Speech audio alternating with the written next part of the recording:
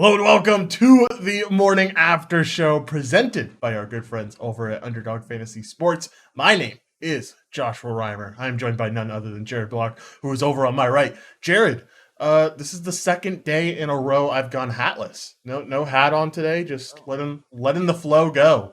Because it's getting extra long right now. So we'll see how much longer it lasts, but the haircut's coming soon. But I know I wear a hat most days, and today's one of those days where I'm not going to. well, it's game day, so I'm required to wear a hat today. There you go. But That makes I guess sense. that's pretty much every day for me, so it doesn't really matter. I do have to go to a wedding tomorrow, so no hats allowed. No hats But allowed. Yeah, got to but get the look, got to get the yeah, hairdo all good and ready to go for that. That'll be fun for you.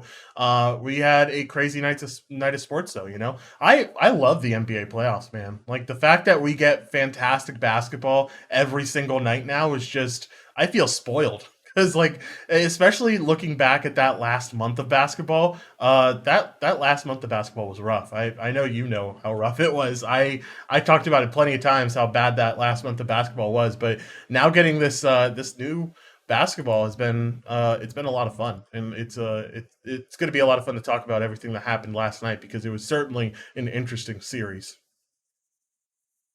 oh yeah, all three games were great, and I think that's everything's starting to heat up now. I have a lot of injuries to discuss, a lot of questionable things heading into the next week now. I think that you can say that some of these series are done, but one that may not be done yet is this Memphis and Minnesota game. Obviously, it's the most exciting thing that happened yesterday. By the way, I was just shooting the shit with some of the Shot to the Moon crew last night, and Steve was like all pumped. He was like, "What's up, man? Are you watching baseball or what are you doing?" And I was like, "No, dude, Grizzlies Timberwolves is on. That takes all of my attention." Yeah. He was watching Cubs. He was watching the Cubs Pirates game. I was like, "Come on, man, put something else on." Oh my goodness! Why would you watch the Cubs Pirates game versus the that baffles my mind. That absolutely He baffles doesn't. me. He's getting back into baseball. I guess I getting back guess, into man, it a but little bit, but like you just gotta let it lay low a little bit. Like it's good to get into baseball, but like watch day baseball and then you watch basketball at night because yep. this basketball game specifically was a lot of fun to watch. So I'll explain this story. I told you yesterday on 30 to Lock. Went to the Burt Kreischer show last night. Had a blast. Was so funny. Was a lot of fun to go. But we're waiting there. We came into the Grand Old Opry like an hour early, and so we were just sitting there. I was drinking a beer. I think I was talking with Meg's dad a little bit. And I had a buddy text me and say, what the hell is happening with the Grizzlies right now? And of course, I'm not paying attention to the score at that moment. So I'm like, shit, let me go look at what the score is. And I get treated to a score of like 47-21. And I'm like, well, Yep. looks like the Grizzlies get ahead here. Looks like the Grizzlies go up 2-1, and hopefully we can get one back later on in the week. At the end of the day, it's okay because I really want to see a game seven. So, like, I was hoping that, like, all right, this just pushes us more toward potentially getting a game seven in Memphis that I can go see and have a lot of fun with. But no, I go look at it at the end of the show and see, wow, the Grizzlies have won somehow. What the heck happened? And so I start looking to see what happened. And of course, you see this epic collapse at the end of this game. The fourth quarter, one of the biggest scoring differentials I've seen in quite some times in a quarter. 37-12 against in favor of Memphis. You know, I we saw Charles Barkley come out and say that this was an embarrassing thing for basketball, and that Minnesota Timberwolves fans should be just as embarrassed as the players were. By the way, shout out Big Boy for the sub. We greatly appreciate it here. But I guess I want to get your thoughts. Like you get demoralized like this on your home floor. It feels very similar to what happened with the Raptors just a few days ago, right? Like Raptors get ahead Yep. to a certain type of lead against Philly, look like they might be able to push this series a little bit deeper, and then Philly just storms all over them and just absolutely crushes their hopes and spirits at the end of this game. End of that game, this kind of feels similar to where Memphis kind of crushes that Timberwolves team's spirit a little bit, just by that amazing comeback. Yeah, this also feels like the epic collapse of the Utah Jazz too, which we'll talk about in a little bit, where they've lost several games after being up by 20 plus points. This one, Minnesota put up a dreadful second quarter and fourth quarter, scoring 12 points in both of those. And I know you didn't get to watch the first quarter or most of the game. So the first quarter was the Pat Bev show, believe it or not. He had over 20 FanDuel points in the first quarter, Well, he was getting steals, was being a menace. He literally was driving in the paint and like he took over the offense. He drove in the paint one time and threw the ball off the backboard to himself for a layup. It was all over the place. It was crazy. The Wolves came out with the home energy and it felt like they were just going to steamroll and be up by 20, 30 at the end of the game. The Give credit to because they interviewed Taylor Jenkins after the first quarter, and he's just like, we can't match their energy right now. I think is what he said on live TV. So yikes. they basically got back. They got back into the game. They never quit. They just kept chipping away at it, and they didn't put in huge quarters until that fourth quarter where they scored 37 points. I mean, you talk about a team that had like 65 points heading into the fourth quarter, and they scored almost 40 to finish it off. It was crazy. Anthony Edwards got banged up slightly in the second half, but did come back and still played 40 minutes in that game. I mean, I can't really say anything bad about the Wolves outside of the epic collapse of the fourth quarter. I don't know. I mean, just credit to the Grizzlies for continuing to plow through, and it was like watching it in slow motion. I kind of felt like uh, both sides probably felt like this. I had no rooting interest. I just wanted to see a good game. I guess at the end of the day, I probably side with the Grizzlies, but it was something where like the fourth quarter felt like an entire half or possibly an entire game in itself, where you're like, okay, well, they're down by 20. Oh, they're down by 15. Oh, they're down by 12. And all of a sudden the game's tied. And you're like, because this wasn't like they ended up winning by 9. So it wasn't like it was down to the buzzer. But I remember them tying the game and I'm being like, there's still like 4 minutes left in the game. How did this even happen? No. It was a wild thing to watch. And I do feel bad a little bit for Minnesota, who just had their first playoff series in so long. Um, do you think that how do you come back in game 4? Like, I don't know, how do you do that? Because I think this happened to the Bucks twice um, last season. The first one was when Brooklyn beat the brakes off of us in Milwaukee in game 1, and people thought that the series was over then. It's feeling like that again here a little bit. And how do you come back and you're able to like because there's still one more game here. If Memphis does win this next one in Minnesota, I think it's all but over. But how do you come back and how do the Wolves actually, come back in and say like, we got this one? Feel like you just got to come in with the mindset of like, hey, not to give any credit to Charles Barkley, but let's not embarrass the fans this time. Like, let's put on a performance that is willing to match that Grizzlies team. My thing is that like this Grizzlies team has always been a little bit better talent wise, in my opinion. I think that this would be a lot more even of a series if Karl Anthony Towns ever decides to show up. He just refuses, man. Yeah. He refuses to show up in this game, and 33 minutes and only contributing 8 points is it's not good for your superstar center to be doing that type of thing. So I don't know. Karl Anthony Towns, I feel like is your main recipe for success here for this Timberwolves team. But if he can't get it going, then I don't know what to say. There are zero excuses because you want to know how many minutes Steven Adams played last night? Zero. Zero did not No. play yesterday. He didn't play at all. Jaren Yeah. Jackson started at center. Makes zero sense to me. I don't know. And when Jared Vanderbilt's putting 10 like a double double over you, that is not a good look. So Nope. if there's one guy to blame, I think you can blame a lot of them, but Karl Anthony Towns should take the brunt of it. Yeah, Karl Anthony Towns definitely at the top of that list for sure. All right, let's talk about the other two games that went on yesterday. We had the Mavericks face off against the Jazz. This one got interesting because Jalen Brunson went out with an injury at around halftime, and so a lot of people were like, "Can this Mavericks team keep up?" And they clearly can. Brunson obviously came back and played the majority of the second half too, but this Mavericks team kind of ran away with things, and just goes back to what I kept saying throughout the season. This Utah Jazz defense is not good. It is not a good defense anymore. You need to get rid of the narrative of Utah Jazz having an elite defense because the Mavericks were able to outclass them here. I mean, it's a pure scoring performance from Jalen Brunson, who scored 30. You saw Maxi and Davis Bertans do really well at the bench, especially from 3 point range. This team was absolutely smashing from 3 point range, 18 threes overall, and went 18 for 42 with a 42% 3 point percentage. I mean, Mavericks put on a show, and now you move this series to 2-1. You obviously have game four in Utah, and with how close Luka was to coming back for game three, I feel like it's almost a given that he comes back for game four. Yeah, you could also could you make the point that he potentially could set another one if they're playing this well? Yeah, I think so. I think you said if you do sit him another one, that's perfectly fine. You end up playing him against you end up playing him at home for the first time, and I think you just have a crowd come out for that, and your crowd's going to be super energized for that as well. So I think you could totally sim another one if you really wanted to make sure he's healthy.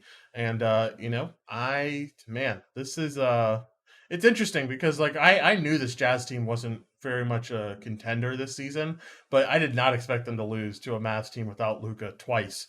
We kind of said it that if the Mavs were without Luca for 3 games, this Jazz team probably had a good chance of going either at least 2-1, but very likely could go 3-0. And you can now very clearly see, this was something that we talked about at the beginning of the series. These 3 games were going to be a big determination on have the Mavericks won that Kristaps trade yet, and they clearly have because it's working out for them in bunches. It is. Look at that. Davis Bertans putting up more points than minutes last night. And Josh Green, 19 minutes. Oh man, like the fact that they're playing these guys in the series and winning is phenomenal. Yeah. But yeah, the Maxi Kleba over Dwight Powell thing continues to work for them. Really interested to see what they do when they advance. If they advance, I think they do to the next round, and see how they make that adjustment. Dorian Finney-Smith playing all but 1 minute in the regulation. It's impressive to see as well. They really wanted this win. You can tell that they really got bothered by that game one loss at home. I think that stung.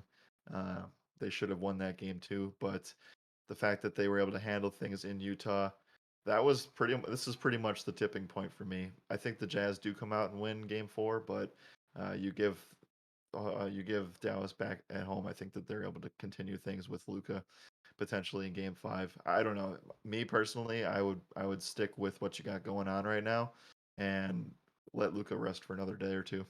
Yep, I certainly don't think that's a bad idea. All right, let's move on to the last game of the night, the Warriors versus the Nuggets. I got to watch this one all the way through because we were at the bar when this one went on, and this was a really fun game to watch. I mean, you saw the peak of basketball from both sides. You saw Jokic playing his best game. You saw all three of, I think you can say all three of them now because I feel like Jordan Poole is essentially a splash bro. All three of the Splash Bros end up playing just phenomenally well, especially Clay. I mean, some of the shots that I know Clay Thompson hits these amazing shots every single game, but some of the shots he was making with such ease were just left my jaw on the floor.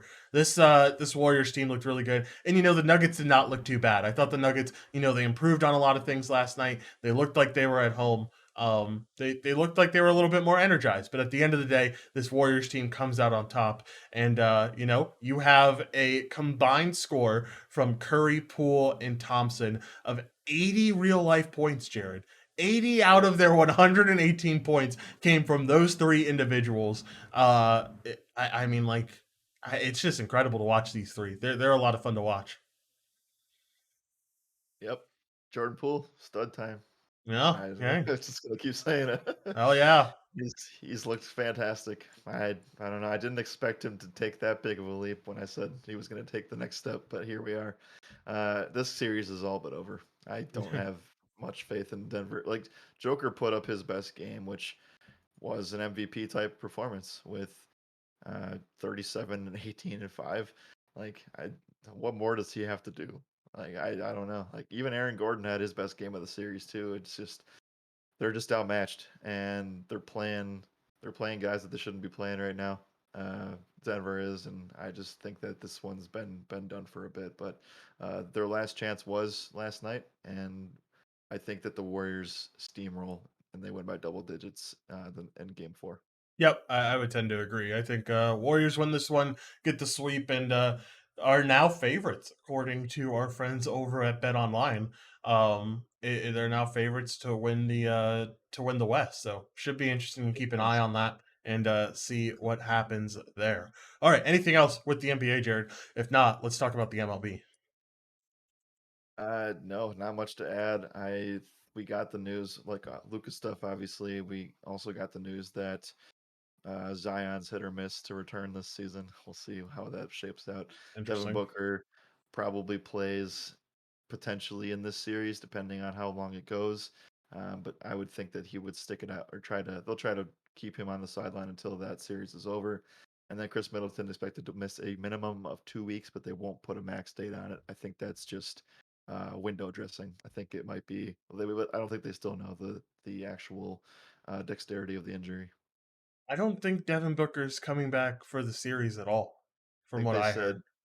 Well, they said a minimum of 2 games a couple days ago, and now I've seen that it's definitely not going to come back this series, and it's more like 2 weeks. Yeah, 2 to 3 weeks is what I saw, which puts you out for two series potentially. I mean, it all depends on travel times and stuff, but and how long other series takes to get done.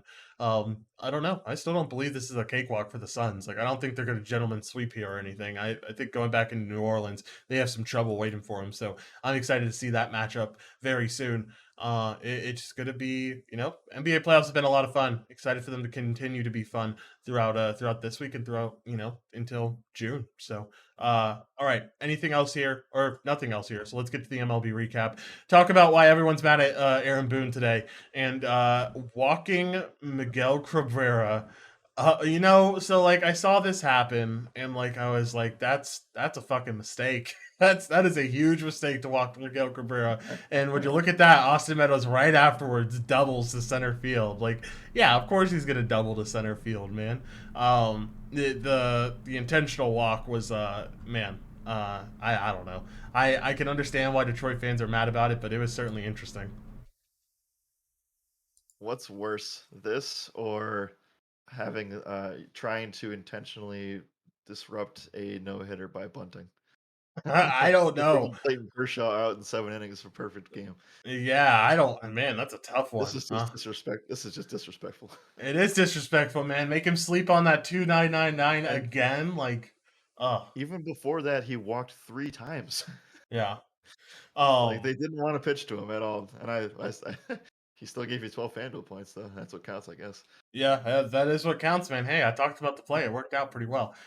Anyway, it was a very interesting game. Let's talk about this Mets team because man, the Mets continue to just rack up wins. We saw them win this series against the Giants. Their record's 10-4. Are they the top? They have to be the top of the NL East, but are they the top of the NL? They are. They're the top of the NL right now too, with the most wins in the league. So what do we think about this Mets team? We've now had a 15 game sample size.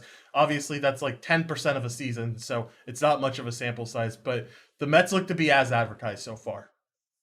The Mets look like the Mets every single April. That's until Okay, I see more. all Until I right. see more, they look good. They look good. I'm not gonna lie. Jared They drinking on just the sort haterade of over here. I see hey. how it is. It is not as egregious as my Bulls frauds call, Okay, but we're okay. certainly. Nick would agree with me. OG Nick would agree. I don't think he's watching right now, but he's definitely happy right now as he should be. The Mets. We just did a podcast about them. I mean, Marte and Escobar in there is amazing. Miguel stepped up in ways that I couldn't have even imagined after having DeGrom go down and Scherzer go down early, but they have a very, very solid rotation. Carlos Carrasco looked really good yesterday too. So Yeah. I can't say anything bad about the Mets other than I hope that they don't take the title of this stream in 5 months. Oh no. Hopefully not. I hope not. Um, I'm That's right. as weird as it sounds, I'm kind of rooting for this Mets team right now. Like I don't know what it is. I like a lot of these players. It feels disgusting to say as a Yankees fan, but I feel like I don't have much to root for in the Yankees side of things. So we're like halfway Mets fans right now at the very least.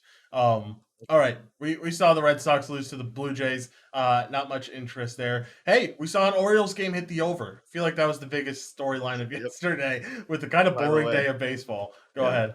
I don't want to like divert attention away from this show necessarily, but there's this big thing going around betting Twitter.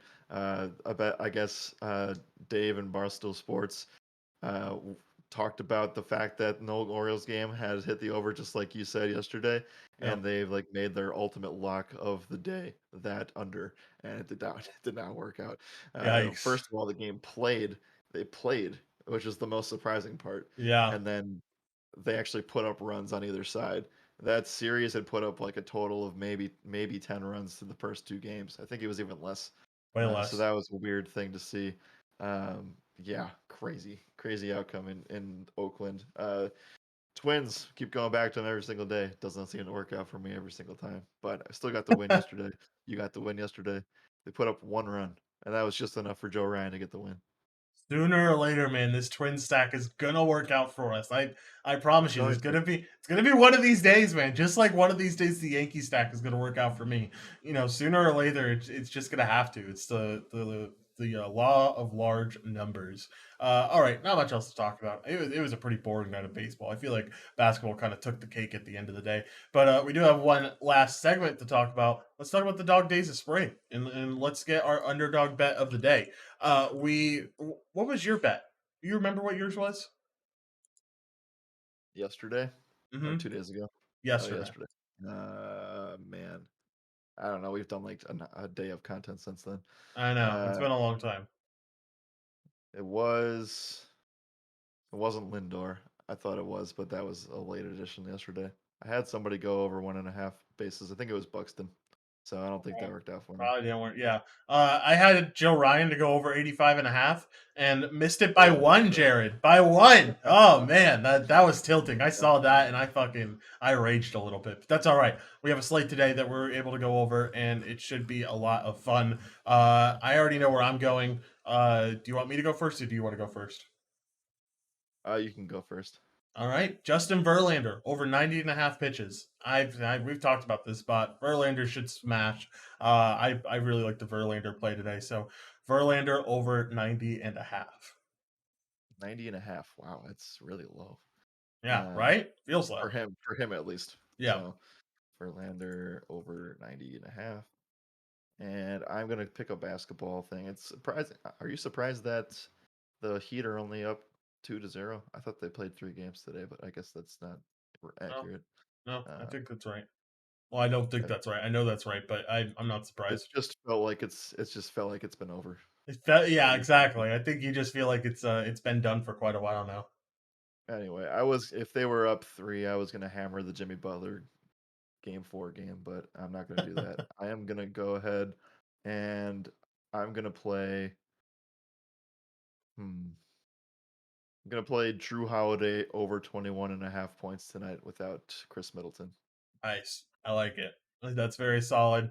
Hope your Bucks get a good win here. I'll be looking forward to watching that game later tonight. But anyway, Jared, any final thoughts before we get out of here, man? No, just we should probably make the announcement right now because you're gonna hear one soon in Discord.